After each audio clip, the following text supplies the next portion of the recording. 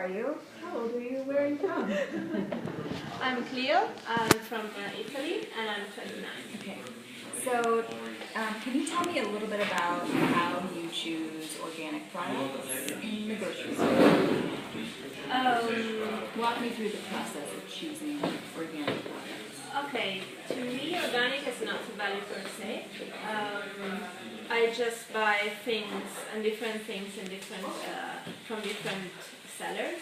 So, for example, for food and vegetables, I always buy things from the farmer or in small markets or in food trucks, as I was saying before. For other things as cheese or milk, if I have time, but that's quite rare, I buy it through the streets or in small farmers markets also. But it can also happen that I buy it in the supermarket. Milk and cheese. Milk and cheese. While meat, I usually buy it in the supermarket. But I don't buy a lot of meat, but when I buy it, it's always in the supermarket because it's easier and I don't find it in other places. So organic fruits and vegetables, however, you buy at small markets or the farmers market? Yes, actually. Usually not.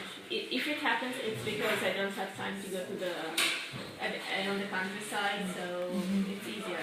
But yes, if I buy it in the supermarket, I always take small portions so that I'm sure that I can finish it soon and I can buy more from the farmers. Is that because But I never check that they are organic. To me, if I go to the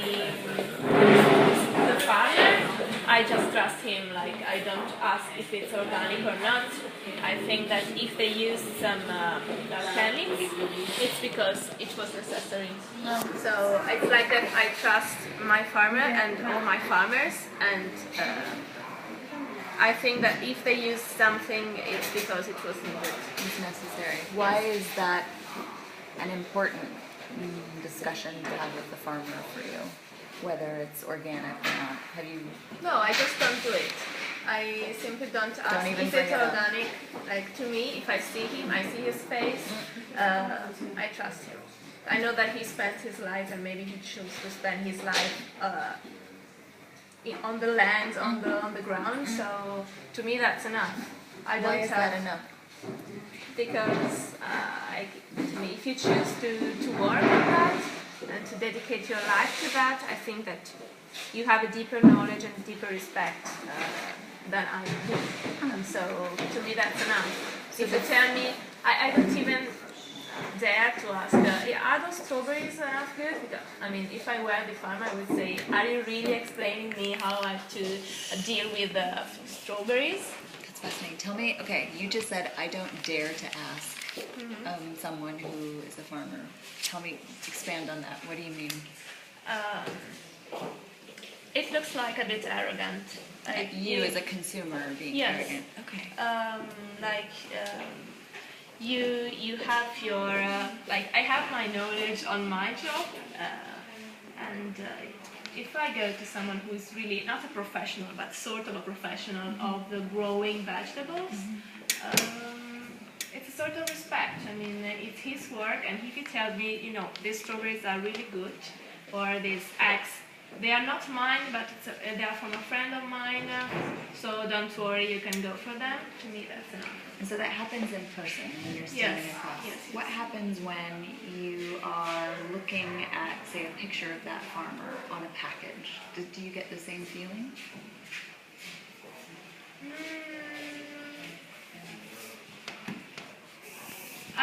Maybe, I don't know.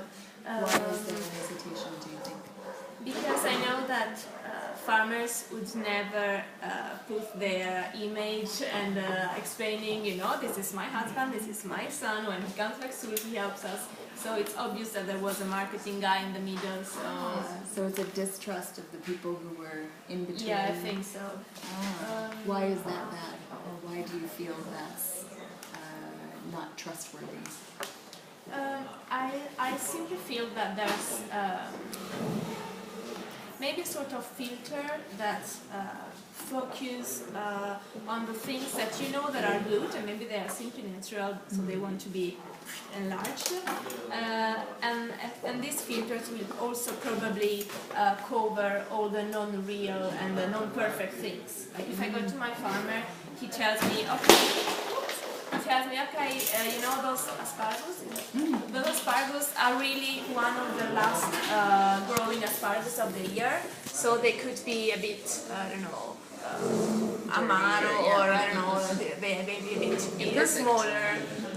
So if you're going to feel this, it's just normal. Don't worry. Okay. So it sounds like if you have that conversation with a farmer and there's even imperfections, you still trust that there is that the product you're getting is something that so you will the like. fact that there are imperfections really makes the product real. Now in the last weeks, my farmer basically started to split the products into perfect and non-perfect, as in the supermarket you see sometimes. Initially it was a bit strange for me, but then I understood that there's someone who really do not accept the fact that an apple could have a hole here because he's so used to from the supermarket experience that it's really non-comfortable for him. And it's nice because when the farmer always asks, what kind of food do you want, the first choice or the second choice? People usually say like that and say, what do you mean by second choice? I mean that the flavor and the taste are the same, the nutrients are the same, but they are less beautiful and they cost less, just a bit less. And you said the word, so imperfection makes the product real. Tell me more about real. What is real? Real to me is natural, not necessarily organic, but